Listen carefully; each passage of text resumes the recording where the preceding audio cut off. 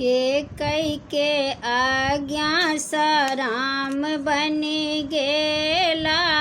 के कई के आज्ञा सा राम बन गेला। सीता ओ लक्ष्मण से हो संगे भेला। सीता ओ लक्ष्मण से हो संग भेला। सूर्य के नचावल निश्चर के मारल। सूर्य के नचावल निश्चर के मारल। राम जी गेला बनवास काटल रावण के 10 कपार। काटल रावण के 10 कपार। सुर नर के तट पर सुर सर के तट पर जखन राम गेला।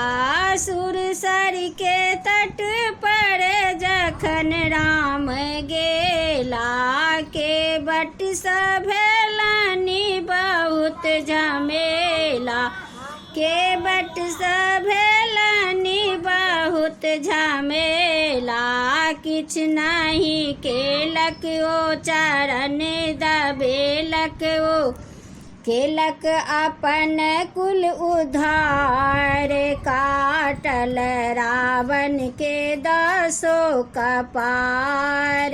काटल रावण के 10 कपार।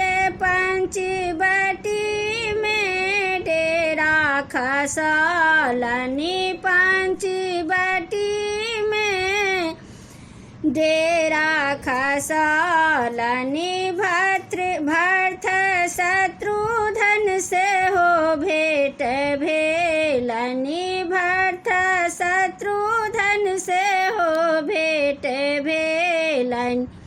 राम के समझावल राम के बुझावल। राम जी गेला बनवास काटल रावण के 10 कपार। काटल रावण के 10 कपार। हाथक अंगूठी से हो फेंकी देलनि। हाथक अंगूठी से हो फेंकी देलनि।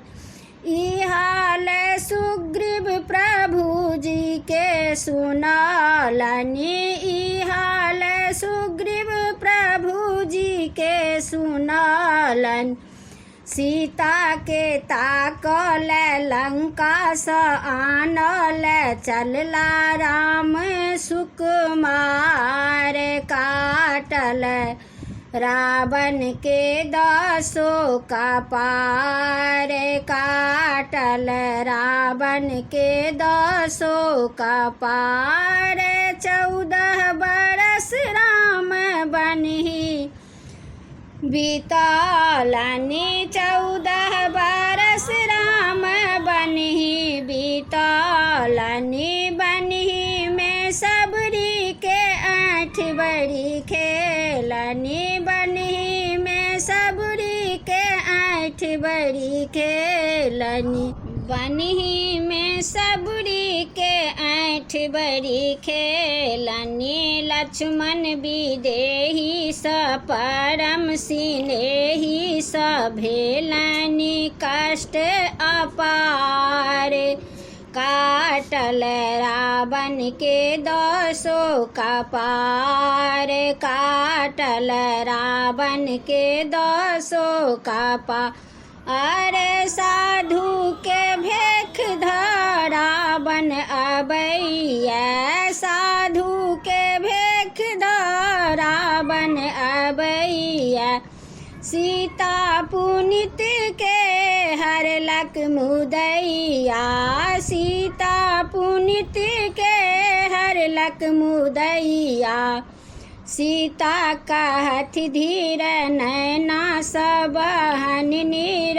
सीता कहत धीर नैना सब बहनी नीर कहलानी प्राण आधार काटल रावण के दसों कपार काटल रावण के दसों कपार जग के बुझावल जग के समझावल जग के बुझावल जग के समझावल विष्णु लेलन अवतार काटल रावण के दसों कपार विष्णु लेलन अवतार काटल रावण के दसों कपार।